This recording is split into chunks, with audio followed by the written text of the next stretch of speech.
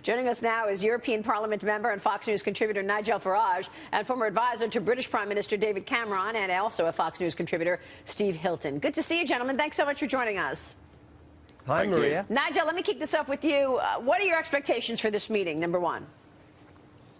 Well, of course, the personalities are remarkably different, but there are shared interests. And I was delighted with Theresa May's speech last night because she's now embraced the fact that Brexit means we can start to do things with the rest of the world, starting with the USA. And yeah, you know, she was positive when it came to talking about trade, about cooperation on dealing with terrorism, on thinking about where NATO goes from here. So look, I think everything's set fair. I really do. Steve Hilton, how do you see it? What would you like to see come out of this? A trade deal, bilateral? Well, I agree with what Nigel just said, but I think the really interesting thing here is that although in a way it's Britain that has the most to gain from a trade deal, because we really need to show that Brexit is good for jobs and the economy, as Nigel and I argued, the fact is that it seems that Trump might be more eager to get on with it than the British. And the reason is that the EU rules actually say that if you're going to a country that wants to leave the EU can't start negotiating until it's actually left, which is at least 2 years away. Now, that is completely ridiculous. And those rules were written, remember, by the EU when they didn't imagine that any country would have the nerve to actually leave. And they're really there to try and put countries off from leaving and punish them. So what I'd love to see is Trump say to Theresa May, look, ignore those stupid rules and the ridiculous EU bureaucrats. Let's make a deal. Let's get on with it. Yeah. Steve, this is Brian Bremberg. It seems also that it's important for the United States to be able to do something with Great Britain because we've been talking about the importance of bilateral deals, stepping away from TPP, replacing those with bilaterals. So it seems like both Great Britain and the U.S. have a strong interest in getting this done. But do you actually see the European Union getting in the way in a material way? I know you're talking about kind of bulldozing through that, but can that really stand in the way of this thing happening soon? Well, I think that in the end, it's up to the resolve of the leaders involved.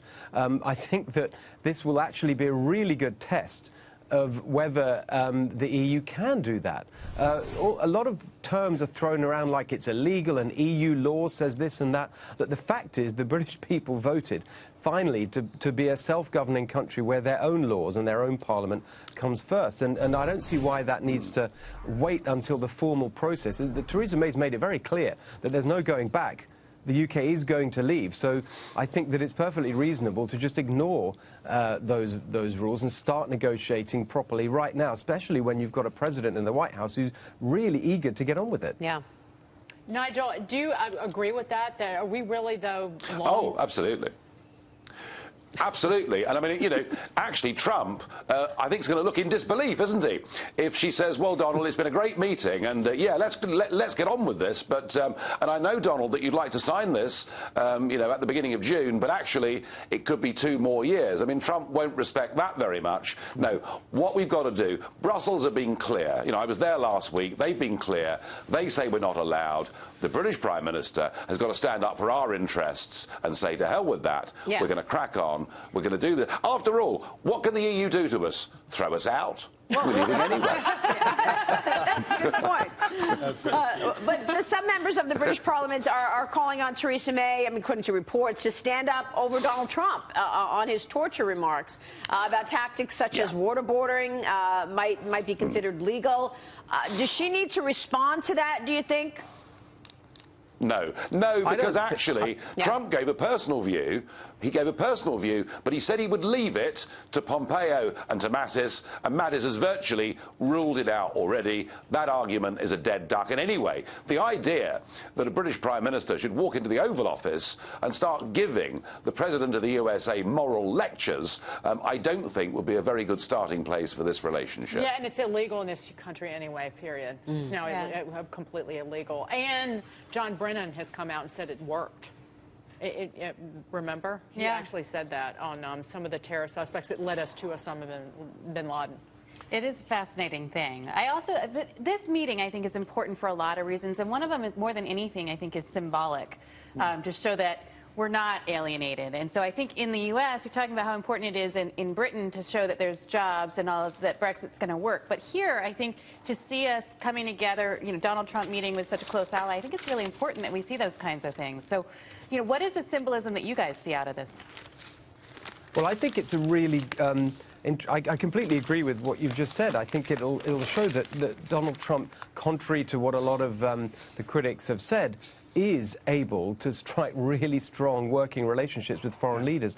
And I think there's a good chance that they're going to get along really well, because even though, as Theresa May herself said, you know, they're pretty much opposites. She said opposites attract. I think that the truth about Theresa May, and I don't agree with her about everything she's done since the Brexit vote, but she's really hardworking, she pays attention to detail, and she's a tough person. One of my favourite things that happened last year, Nigel will remember this, after David Cameron resigned, there was a leadership election, and one of the former cabinet ministers in Margaret Thatcher's cabinet was caught on a hot mic situation talking about Theresa May, and he said to someone else, you know, Theresa May, she's a bloody difficult woman. He said, but we worked with Margaret Thatcher and so was she. We know what that's like. And then Theresa May picked that up and said, well, actually, as we're leaving the EU and we've got these tough negotiations, Britain needs a bloody difficult woman. And I think that actually there's a really good chance that she and Trump, despite their kind of different personalities, will get on really well. That's good. I like that. Let me turn to immigration in the U.S. because the Trump administration reportedly planning to stop all refugee admissions for 120 days, suspend entry until further notice for Syrian refugees, certainly. And we saw issues with mass amounts of refugees coming into Germany under Merkel. Nigel, how do you see this? Do you think Trump's policy in the U.S. can help national security? Is this going to work? Oh, yes, it certainly helps national security. And there'll be questions about how fair it is. Look, what Mrs. Merkel did was a catastrophe. You know, when we saw those horrendous massacres taking place in Paris, of the 8 people that did it, 5 had come back into the European continent pretending to be refugees. So the evidence is mounting that, frankly, what Mrs. Merkel did was to open the door to terrorism, and Trump does not want to make the same mistake, and I think he's absolutely right to be doing what he's doing. Yeah, final word, Steve Hill. Yeah, go ahead. She's admitted that it was a mistake, that she opened the door to terrorism, and in fact, the number of refugees let into Germany last year was down by 600,000 people. It fell from nearly 1 million by 600,000. So they have backtracked. So we're just doing essentially what Germany's trying to get its hands around a mushrooming problem, and we're just taking more advanced steps to prevent terror on U.S. soil. That was one of the issues that pushed Britain to want to leave the EU, right? Exactly. I mean, open borders. They can't make their own rules in their own country. That's right, and I think that what last year showed, both in a good way with the Brexit vote and in a bad way, as Nigel said, with what Merkel did, is I hope the final nail in the coffin of this open borders ideology that has done so much damage around the world. And I think that what we can show now with Brexit and with what the President wants to do here is that there is nothing unreasonable about a country wanting to protect its borders and decide who can come in and who can't come in. And that is a reasonable idea that now I hope will be the new way of thinking about these issues all around the world.